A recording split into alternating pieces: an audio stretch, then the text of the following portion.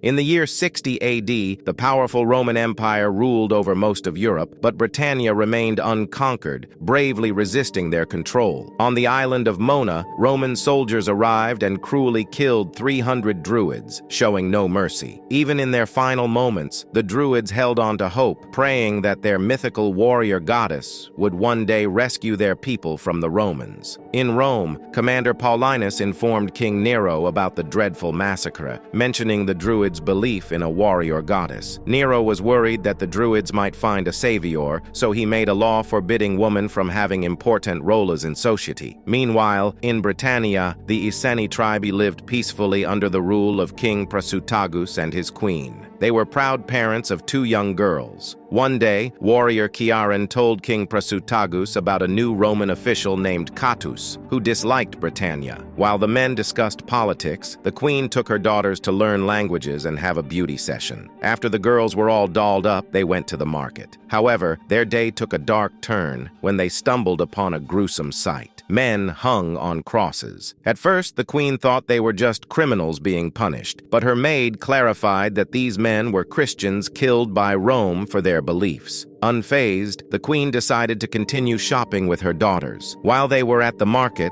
they encountered Trinovante warriors having a drink. Cartimanda, recognizing the queen, knelt before her, referring to her as Boudica, the warrior goddess. Hearing this, other warriors followed suit. A curious stall owner overheard the maid explaining the goddess legend and protested in the name of Rome. He tried to grab the queen and hand her over to the Roman guards, but Cartimanda swiftly cut his hand and beheaded him. In the chaos, everyone scattered before the Roman guards could arrive. Later, Prasutagus had to negotiate and plead with the Roman centurions to prove his wife's innocence in the incident. For a year, the queen was forbidden from going to the market. Anything she needed, a servant fetched for her. One day, she asked Prasutagus why the Trinovante warriors considered her their goddess. He guessed it was because of her barbarian ancestry. In the afternoon, the queen played with her daughters using training swords, though it was evident they lacked proper training. Prasutagus joined them, while Ciaran, in a melancholic state since losing his family in the war, announced his departure. The queen, teasing her husband with a wooden sword, revealed a surprising strength, making Prasutagus realize her barbarian heritage ran deep. Accepting this, he decided to give her the dowry her father had bestowed upon him when they married, the Boudica sword. This legendary weapon, forged with forgotten magic and safeguarded by the Druids for centuries, changed colors with the flickering firelight. The following day, Procurator Catus visited the Iceni tribe, and Prasutagus had no choice but to show respect by kissing his ring. They shared a cordial meal with Catus, and the locals pretended to be honored by his presence, though it was clear they felt uneasy due to his passive-aggressive remarks about their culture and his admiration of their fort, which hinted at his desire to seize it. After the meal, Prasutagus cautioned his men to be on their best behavior, as Catus could easily destroy the village for the slightest misstep. To indirectly show the lands were dangerous, he asked Ciaran to gather a group of bandits and undesirables to offer them to Catus as tribute. Ciaran followed the king's orders, though he didn't like the idea. Sometime later, Prasutagus and his men set out to capture the bandits for the tribute. However, upon their return a few days later, Ciaran had devastating news for the queen. During a battle with the bandits, Prasutagus had been ambushed and tragically lost his life. In the midst of her grief, the queen had a total breakdown, blaming the men for not protecting their king and sending them away with her furious shouts. The following day, with no male heirs left, the Iceni tribe proclaimed her their new queen leader and bestowed upon her the royal torque, a symbol of her newfound authority. However, Ciaran didn't seem pleased with this decision. Their ceremony was abruptly interrupted by Catus and his soldiers. He declared that the Roman Empire did not recognize women in positions of power and deemed the tribute they had sent as a bribe.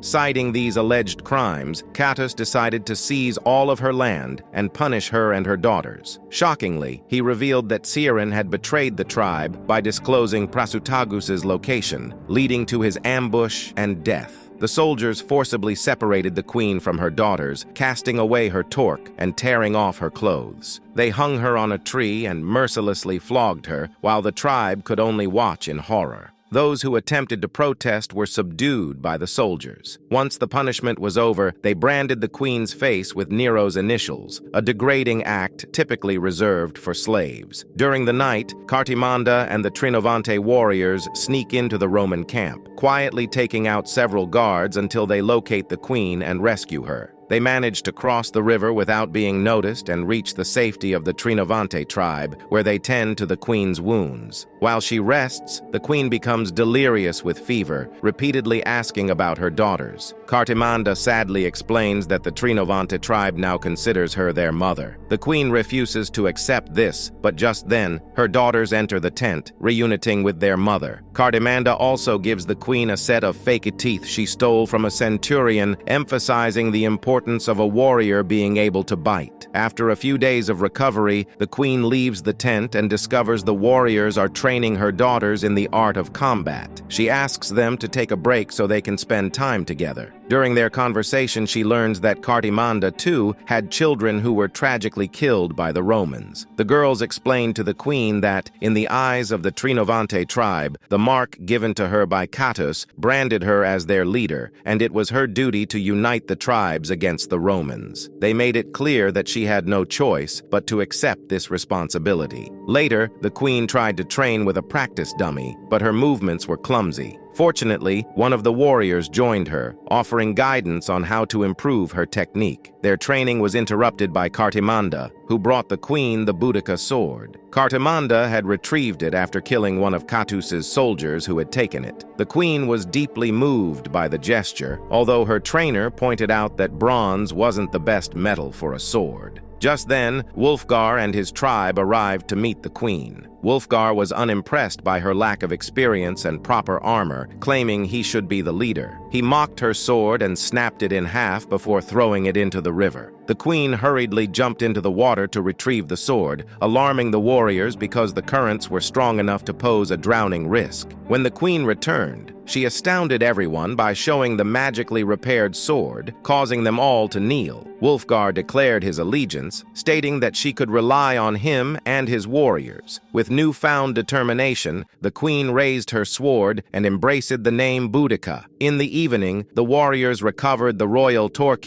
and conducted a ceremony, officially welcoming Boudica as the new queen of the United Tribes. She delivered a heartfelt speech about regaining their freedom and proposed ambushing Catuus' convoy in 2 days. Wulfgar expressed doubts due to the formidable Roman army, but Boudica, demonstrating her mystical power, made her sword float back to her hand before leaving. The sight served as a powerful sign, inspiring the warriors. In the forest, ready to fight alone, Boudica was joined by Wulfgar and his men, who pledged their support and chanted her name. 2 days later, as the convoy led by Ciaran, now part of the Roman army, crossed the forest, they found Boudica alone in the middle of the road. She demanded a parley with Catuus. Initially hesitant, Ciaran succumbed to her threats and went to fetch his boss. When Catuus arrived, he failed to recognize Boudica, providing her with the opportunity to assert her identity as the rightful queen of the land. With swift and precise movements, she summoned her sword and swiftly struck down Catuus. At that moment, the tribe's warriors emerged, surrounding the Romans and launching a highly successful ambush. A chaotic battle ensued as the Romans attempted to defend themselves or flee, but Boudica's warriors were ruthless, leaving no Roman soldier alive. Boudica fought tirelessly, even when she lost her footing or her sword, displaying unwavering determination. Once the fighting subsided, the tribesmen looted the bodies, collecting gold and anything useful. Amidst the aftermath, 2 warriors captured Ciaran as he tried to escape. Boudica, consumed by rage at his betrayal, repeatedly stabbed him. Worried, Wulfgar intervened, pulling her away before she could lose control. Boudica then declared their intention to ride for Camulos, a decision Wulfgar agreed with, though he insisted they first needed a blessing from the Druid Council. In the evening, the Druids blessed Boudica and Wulfgar in a traditional way by having them drink from Catuus's skull. After the ceremony, Wulfgar tries to flirt with Boudica, but she turns him down since she still considers herself to be King Prasutagus' wife, even though he has passed away. Later, when Boudica was alone, another druid spoke to her about the meaning of life. The druid revealed the heartbreaking truth that her daughters had died, a fact Boudica couldn't accept. She reminisced about the happy moments they shared as the druid explained that her daughters' spirits would always be with her. The druid also mentioned that Boudica would soon join them, but first, she had to lead her army once more. Feeling upset by these revelations, Boudica left the shack and asked Wulfgar if he could see her daughters. He confirmed that they were just her imagination. This news caused Boudica to feel overwhelmed, leading to a breakdown, and she passed out. When she woke up later, she saw her daughters' spirits by her side. This time, she knew they weren't real, but she still felt comforted by their presence and promised that they would reunite soon. A few days later, Boudica and her army reached Camulos, a town occupied by the Romans as a retirement settlement for their senior soldiers, achieved by killing the locals. Due to the old age of the Roman occupants, it was easy for Boudica's group to invade the town. In a swift and brutal attack, they massacred the Romans, decapitating their heads, and looted anything valuable. Afterward, they set the settlement ablaze, and Boudica declared that they were just getting started. Upon setting up camp, Boudica noticed the warriors celebrating uniquely. Wulfgar explained that they were getting the same mark she had on their cheeks as a way to pay tribute to her. This upset Boudica since the symbol represented slavery. However, Wulfgar pointed out that they couldn't read, so they were giving the symbol a new meaning. As they ventured into Cambridge Forest, they ambushed another Roman convoy, showing no mercy as they killed dozens of soldiers in a ruthless attack. As Boudica's army continued to fight, they became more coordinated and ruthless. Decapitations were common, reflecting the fierce determination of the tribesmen. In London, they launched a surprise attack on the harbor, setting fire to the enemy's ships in the dead of night. Despite the Roman soldiers' efforts, they were overwhelmed by the furious tribesmen. Boudica took particular satisfaction in decapitating the enemy captain. Meanwhile, back in Rome, the city was in chaos, with riots spreading and buildings burning.